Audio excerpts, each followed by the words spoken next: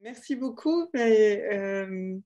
Ma participation à ce livre, c'était invitée par les coéditeurs que je remercie encore, euh, sur la question initialement, pourquoi faut-il lire des récits littéraires de maladie? Alors, la question était un peu prescriptive, mais j'avais eu envie de me prêter à cet exercice et de me prêter au jeu de l'injonction de la lecture, en quelque sorte. C'est un petit article qui était initialement plutôt pensé comme un encart. Et donc, pour pouvoir répondre à la question, il fallait que je réponde à 3 questions au préalable. De quel récit parle-t-on? Comment lit-on des récits de maladie? Et qui lit des récits de maladie? Et pour vous faire un petit résumé de mon article, sur la question de quel récit parle-t-on, bien sûr, quand on pense au récit de maladie, on pense tout de suite au témoignage. C'est le genre dominant du récit de maladie. Mais il y a finalement d'autres genres littéraires pour aborder les récits de maladie. Et moi qui suis 18e, j'étais aussi sensible à des genres peut-être moins connus dans la littérature contemporaine, notamment celui de sermon, qui est en fait le best-seller au 18e et au 17e siècle, et notamment les méditations et sermons de John Donne, donc cet auteur anglais qui a écrit Méditation sur la venue de la maladie. C'est Donne qui a écrit cette phrase: pour qui sonne le glas, puisqu'il entend sonner le glas alors qu'il est malade dans son lit, et en écoutant le glas sonner, il réfléchit sur sa propre condition. C'est un récit foncièrement métaphysique et spirituel, mais qui retrace aussi l'avancée tout à fait physique de la maladie et ce moment de crise dans un style tout à fait propre au récit spirituel du XVIIe siècle. Bien sûr, il y a aussi les romans et le développement du roman, notamment au XIXe siècle, avec des grandes déclinaisons de personnes malades. Les exemples sont multiples, mais ce que j'aborde aussi dans l'article, c'est des nouveaux récits de maladies qui ne passent pas forcément directement par la littérature classique. On pense aux bandes dessinées et aux romans graphiques. Pour donner un exemple, les carnets de santé foireuses de Posela, mais aussi tous ces récits qu'on écoute de plus en plus. Et je pense que nous sommes tous de grands consommateurs de podcasts. Et au sein des podcasts comme aux États-Unis, This American Life, il y a de grands récits de maladies qui peuvent présenter des voix multiples au sein de ce récit. Et dans This American Life, par exemple, il y a une émission qui s'appelle Scène de greffe, Scene from a Transplant, qui raconte l'évolution d'une personne qui va se faire greffer du foie, et à la fois les scènes en hôpital, mais aussi, et c'est très intéressant pour la personne en médecine, le retour à la maison. Ensuite, la question: comment lit-on des récits de maladie? Bon, évidemment, toujours en contexte, toujours comme une représentation qui va être nécessaire à l'archéologie d'une culture médicale. En contexte historique et parfois dans l'enseignement auprès des étudiants en médecine, le fait de pouvoir éclairer ces contextes permet de montrer la durée de certaines problématiques. Je pense au récit de Charlotte Perkins Gilman, qui en français s'appelle La séquestrée et en anglais The Yellow Wallpaper. Vous l'aurez compris, je suis angliciste, c'est pour ça que je donne pas mal d'exemples du monde anglophone, mais je suis sûre qu'Alexandre va me relayer avec des exemples francophones. Et bien, ce récit, La séquestrée, est en fait une réponse de Charlotte Perkins Gilman au traitement qu'elle a subi par le psychiatre John Mitchell, et la manière dont il confinait les femmes et les forçait à l'inaction totale. Et donc, elle fait le portrait d'une femme forcée à l'inaction dans une chambre jaune et qui finalement se perd dans les méandres du papier peint jaune. Enfin, comment lit-on des récits de maladie? Je pense qu'un accent doit être mis sur la réception contemporaine des récits comme mode de partage. Et il y a des groupes de partage de lecture parmi les usagers, parmi les personnes malades, qui permet finalement de non seulement commenter le récit de maladie, mais ensuite témoigner soi-même de sa propre expérience en regard du récit de fiction.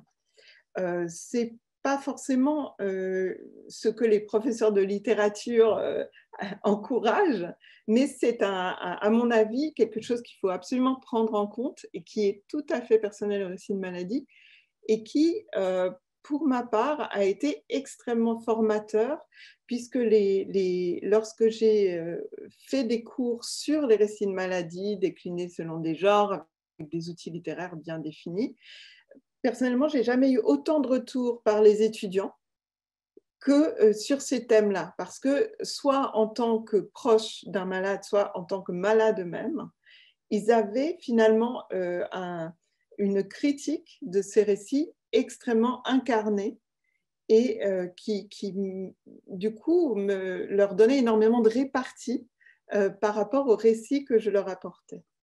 Donc, entre récit littéraire et subjectivité dans la réception, je pense qu'il y a quelque chose à creuser et à exploiter. Enfin, qui lit des récits de maladie? Dans l'article, j'insiste et je donne des exemples qui ne sont pas du tout tirés de la grande littérature. Donc ça, c'est encore un biais de 18e où j'ai beaucoup travaillé sur des récits mineurs et je souhaite le faire aussi dans mon contemporain. Et je pense que c'est important d'envisager ces récits de maladie en dehors d'une littérature qu'on pourrait penser un peu élitiste et qu'il faut voir le large éventail, y compris des témoignages peut-être un peu moins travaillés du côté littéraire, on va dire, pour comprendre la portée de la lecture des récits de maladie. Enfin, pourquoi lire des récits de maladie? Je pense que ces récits peuvent rendre compte de ce que Céline Lefebvre, dans son introduction, appelait les histoires larges. La vie dans la maladie et la maladie dans la vie, à 3 niveaux. Un premier niveau, politique.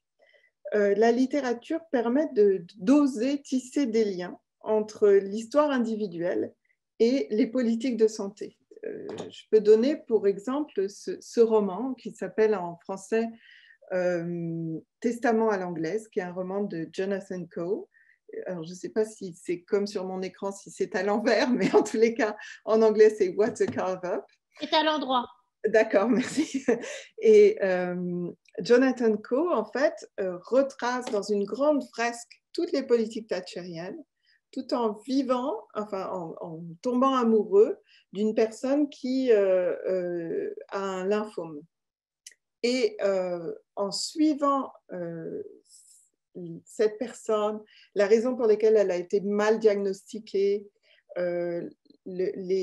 l'errance médicale dont elle fait l'objet, il tisse les conséquences des politiques de santé thatchérienne vraiment dans son incarnation individuelle. Et je pense que d'un point de vue critique, historique, anthropologique, c'est très dur à faire parce qu'il faut pouvoir remplir en fait des creux que la fiction ose et se permet de remplir. Elle n'a pas besoin de les prouver. Et ça tisse ainsi des récits entre politique et individuel, enfin, décisions politiques et tracés individuels qui me semblent très intéressants. Ensuite, encore un va-et-vient que permet la littérature, c'est celui de la référence historique, finalement des autres références littéraires au sein du récit. Je donne un exemple dans le récit Le Lambeau, et l'auteur, excusez-moi, son nom m'échappe, Philippe Lançon. Merci de Philippe Lançon. Lançon fait souvent référence à Proust, qui est finalement le roman qui l'accompagne, avec lequel il dialogue, et dans la représentation de la douleur, de l'ennui, de la mélancolie, entre autres. Et je pense que ce va-et-vient entre Proust et sa propre expérience est une manière d'analyser ses propres représentations de la douleur et de la mélancolie. Et peut-être une dernière raison de lire des récits de maladie, c'est celui de travailler les voix. La voix qui est en fait un procédé littéraire par lequel on parle souvent du narrateur, mais j'aime bien cette notion de voix, cette voix qu'on entend et qui va tisser une cohérence dans le récit, et qui n'est pas seulement du genre, qui peut être aussi stylistique. Eh bien, cette voie permet par exemple, d'explorer les manières dont peut se construire une voie neutre, cette fameuse neutralité médicale dont Laurent Visier nous disait qu'elle était construite. Et en regardant, par exemple, Sarah Kane, dans sa pièce très connue sur la dépression et le suicide, met en scène cette neutralité médicale qu'elle juxtapose avec le chaos interne dont elle fait l'expérience. Et enfin, peut-être Ah oui, je voulais donner l'exemple aussi parce que c'est Alexandre justement qui va parler juste après, qui me l'a fait découvrir, ce poète Frédéric Léal, qui dans son œuvre Le peigne rose, met en scène à la fois graphiquement et stylistiquement le dialogue du généraliste avec ses patients, et dans des scènes comiques extrêmement touchantes, montre l'ensemble d'attentes que lui, en tant que généraliste, il va poser sur ses patients, par exemple dans des EHPAD, et les sortes de diagnostics qui fait un peu trop vite et qui vont ensuite détricoter au fil de la conversation. Dernier point, je pense qu'il faut lire des récits de maladie parce qu'en observant la fiction et en l'analysant, on peut voir l'œuvre de la fiction dans nos propres réalités et les fictions qu'on se reconstruit sans cesse. Voilà. Merci.